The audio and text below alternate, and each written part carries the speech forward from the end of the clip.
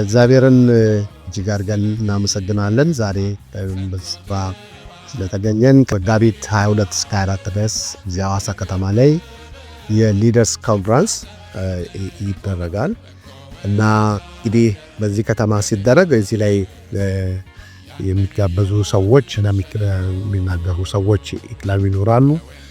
እንግዲህ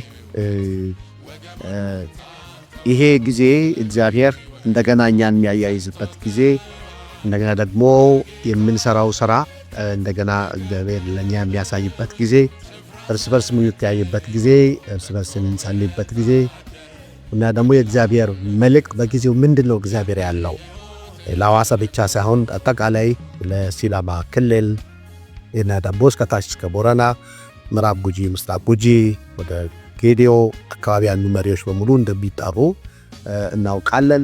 ስለዚህ እኛም ደግሞ በመጀመሪያው በዚህ ፕሮግራም አስፈላጊነት ላይ እንደ አማካሪ ሰዎች በሐዋሳ ከተማ አብያተ ክርስቲያናት መሪ ቄሶች፣ መሪ ፓስተሮች፣ አገልጋዮች መክረንበታል፣ ጸልየንበታል። ስለዚህ እንዲህ አይነት የመሪዎች በተለይ ኮንፈረንስ በጣም አስፈላጊ እንደሆነ እናምናለን። እግዚአብሔር እንደገና መልሶ ሐዋሳን አሐድሶ ይጠራታል ብለን ነው የምናምነው። ስለዚህ አንዱ እግዚአብሔር ከተማችንን ማለት ህዝባችንን ከአብሬው ጀምሮ ከሚያድስበት ፕሮግራም እንዲህ አይነት ፕሮግራም አንዱ ነው። ስለዚህ እንግዲህ ይሄ ፕሮግራም ለመጋቢት 22 እስከ 24 ለሚደረገው ፕሮግራም ሰፊ ጊዜ አብለን ለመጸለይ እና ደግሞ ለመመካከር ቀጣይ ደግሞ ላሉት ዝርዝር ፕሮግራሞች ደግሞ ከዚህ ከሚያስተባብሩ ከሀገር አቀፉ ጀምሮ እስከ ታች ድረስ ባለው እግሬት ኮሚሽን አገልግሎት ጋር አብረን እንድንቆም፣ እንደ አጥቢያ አብረን እንድንቆም፣ እንደ ህብረት አብረን እንድንቆም፣ እንደ ተለያዩ ቤተ እምነት መሪዎች አብረን እንድንቆምና ስራው የኛ ነው። እግሬት ኮሚሽን ራሱ ቸርች የለው ከብዙ ዓመታት ጀምሮ ህብረትን፣ አጥቢያዎችን፣ ቤተ እምነቶችን በመደገፍ ነው ያለው።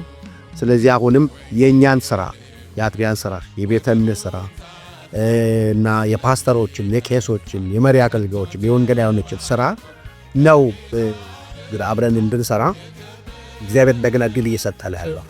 ስለዚህ እግዚአብሔር አምላክ የሰጠን ትልቅ አገልግሎት ነው። ከሁሉም ጋር የሚሰራ አገልግሎት እናውቃለን። አሁንም እግዚአብሔር ይህንን አብራችሁ ስሩ የሚል ሰጥቶናል። ስለዚህ በዚህ ጊዜያቶች እስከ ዕለቱ ጊዜ ሁላችን ዲክስ እንድናደርግ እንድንጸልይ እና ደግሞ ከአጥቢያም እንደ ቤተ እምነትም ባለንበት ስትራክቸር የሚፈለግብን ሁሉ በማድረግ እንደተዘጋጅ በሐዋሳ ከተማና አካባቢ ዞን ወንጌላውያን ቤተ ክርስቲያናት ስም ጥሬን አስተላልፋለሁ።